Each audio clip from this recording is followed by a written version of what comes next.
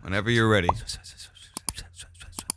What's up, guys? We are on What's up, guys? We are on techniques tailored to tips and tricks about life. And today we have the man, the myth, the legend, the most busiest man in the world, Mr. Gordon McKernan. Woke up to silence in the morning light. Shadows of us linger in the corners.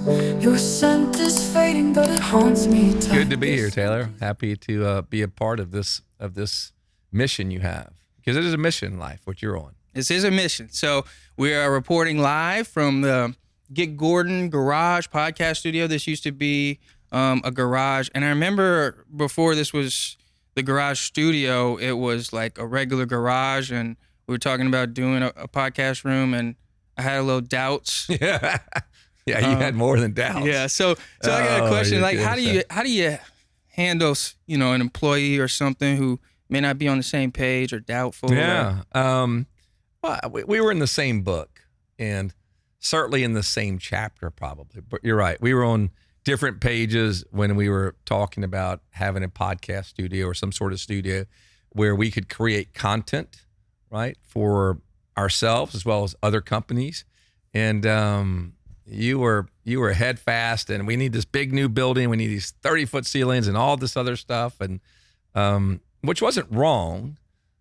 I just had a little bit different vision and feel. And when I had this space here at our intake office right here on Constitution by Chris's Steakhouse and right across from our main campus, I just could see it and feel it, man. And I don't know why. I just walked in here and said, New York kind of flat, garage flat with some great colors and things like that. And then the team did a great job. But to answer your question, what I try to do when leading people is not to squash them, not to be negative towards them. When they have an idea, it's just a little bit different vision.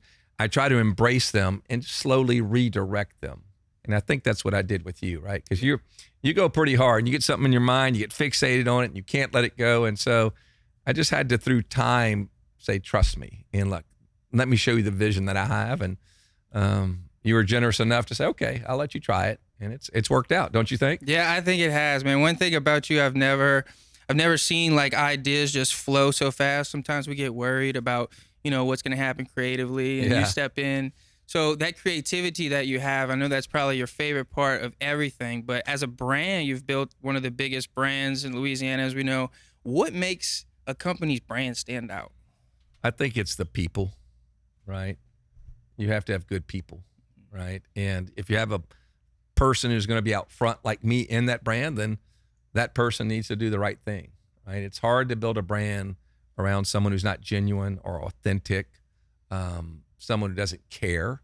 So I think to build a great brand, especially around a person, you've got to have that mindset throughout the company. There's got to be that culture of authenticity, that culture of genuineness and caring. And I think that's what we do. And that's what we try to create in most of these commercials and content, is that feeling. Now, sometimes it's fun and whimsical and a little cheesy, but through it all, at the end of the day, I think it's the people that help build that brand. Yeah, I like that. And you show that with the content, it's all firm-based. It's not just law content. No. What do you think, like social media, how does it play a role in today's marketing? Wow. Yeah, that's a great question. It certainly does play a role. And I've been doing this 15 years, and 15 years ago, it played zero role, right, if you think about it. And very little on the internet 15 years ago. Basic websites and things like that, not this digital marketing stuff we do. But I think to be relevant today, especially to the younger crowd under 40, you certainly have to have a big presence in social media. And it's got to be creative and engaging and authentic and all these things to capture the young attention, the young consumer's attention. You just have to. Yeah.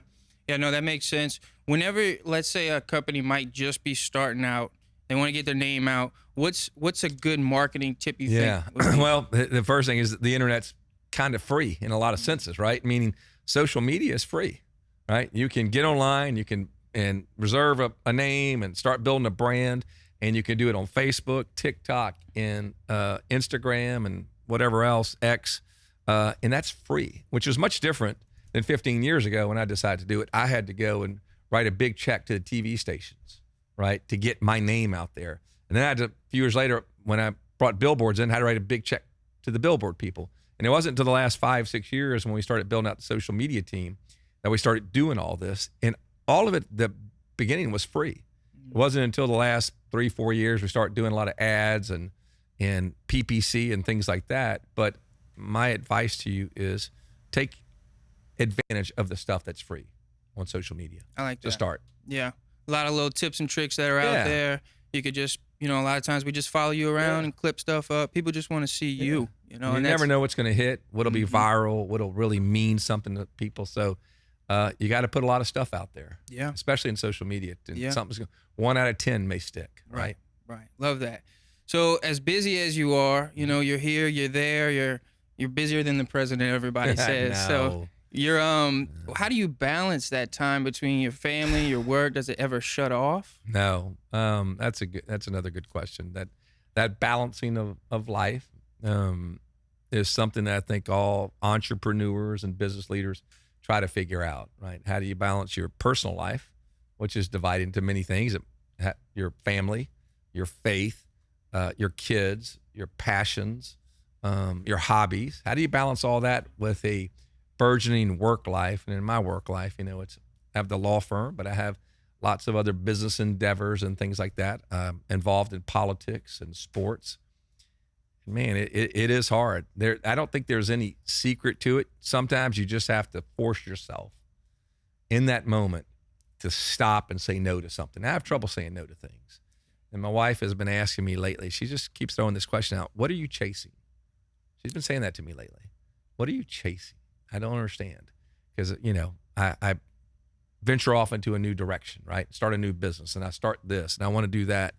And I couldn't answer that question, but there's definitely something in me, a restlessness, that I'm still chasing things, right? As a business owner, an entrepreneur. So I do have to balance that urge or that motivation to do that with just taking time for my wife and my family, my faith, doing things like that. So it's a thing where I have to consciously tell myself today, don't rush out the door, sit down, read your Bible, have some meditation, have some prayer, spend some time drinking a cup of coffee with my wife. It's something you literally have to tell yourself.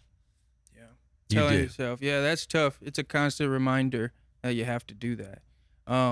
What kind of things you have coming up that you're excited about or growing more? Yeah. Well, I'm really excited about our venture into New Orleans. Okay. It's been a long time coming, and it is the largest market in the state. It is, as I tell people, the crown jewel of this state, right? So goes New Orleans, so goes Louisiana. So that has probably created some of the restlessness that I have. I want to be successful there for our company and for people that we might represent, but there are no guarantees in this business, and it's very competitive. So that's one big thing. I've got this pickleball project that we'll be launching here in May, June, July here for Baton Rouge. Really excited about that. It's been 3 years in the making. When I walked into a pickleball place in Austin, Texas about 3.5 years ago and saw it, immediately thought, I want this for Baton Rouge. I think Baton Rouge could benefit from something like this. And so it's taking that long and way over budget and way over time. So that's coming up this summer. So I'm excited about that. Also venturing into some other states, right? We have a good model here. People seem to receive us well. And I want the opportunity to kind of go outside of the state with it. And then there are other little just businesses all the time, little real estate deals and other side hustles. But there's a lot going on.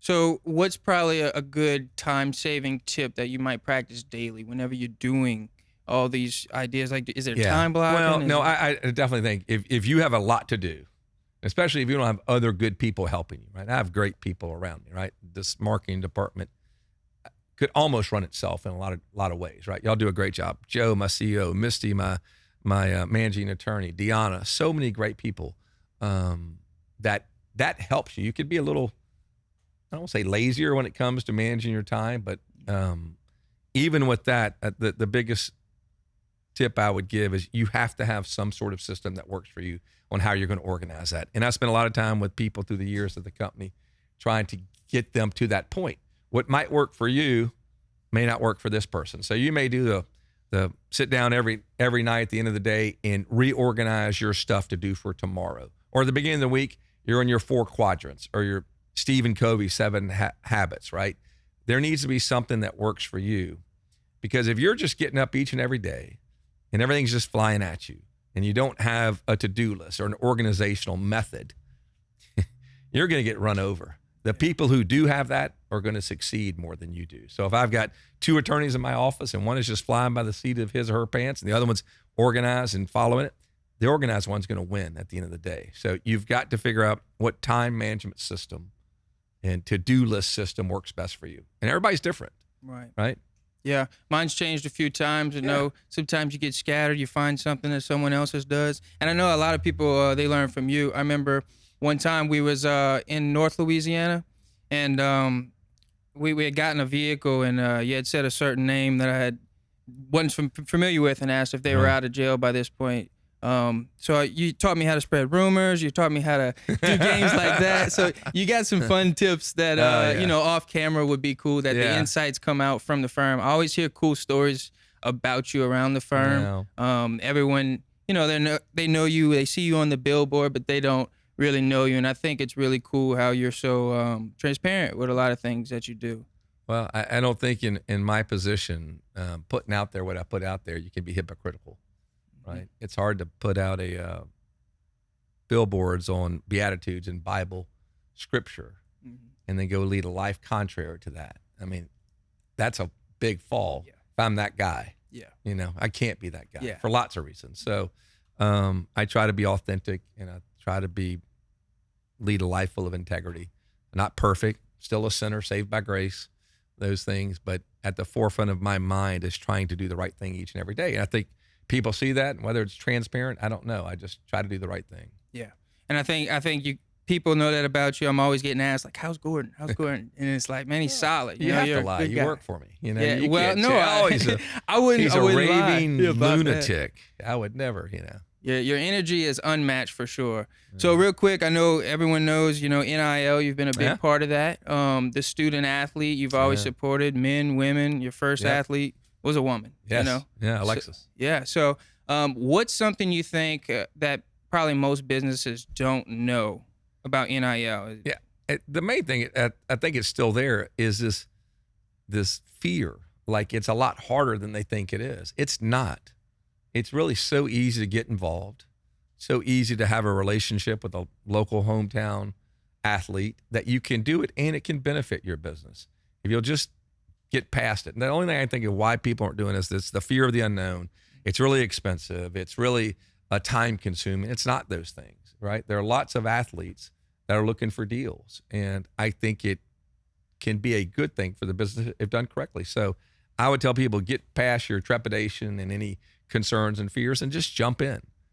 It's easier than you think, and I think you can get more benefit than you realize. Yeah, I like that. And for the athlete looking to get an NIL deal, what do you think they should be focused towards? Yeah, well, I would tell them to be persistent, right? Any athlete at the college level has had to learn how to be persistent and to keep at it, right? And we get letters and emails all the time asking to be a part, and we can't do something with everybody. But for those men and women out there, be aggressive with it. Keep at it. Keep asking for people. Keep putting your resume out there to different businesses, especially if you have a hometown business in the state, right? Go back to that hometown business and push it a little bit. Look, you're basically applying for a job interview, right? I mean, someone is paying you, right? That's a job, right? And so if you're going to get a job, you got to go interview. And sometimes you got to go on 5, 10 interviews. So keep pushing out there your resume to different businesses and be creative about it, right? Everybody can send a basic email. Why not do a short video and do a link in there and say something like that? Separate yourself from other people. I like that. Something you do. Always hit a different angle. Right.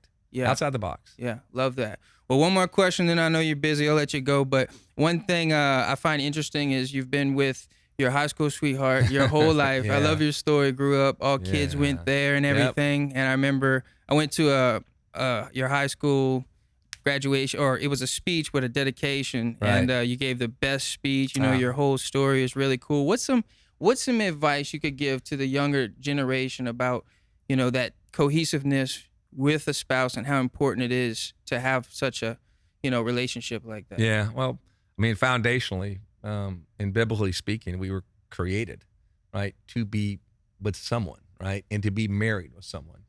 And so that's the first thing. This generation's a little different, and it concerns me because I'm removed from dating apps and I'm removed from social media where everybody is trying to put up this front of what they want the world to see them as and not really who they are, right? And I think to have a meaningful, deep relationship, you have to be willing to be vulnerable and tell your person you're interested in, this is who I am. This is not Instagram. This is not me looking all photo filtered and perfect and everything, right?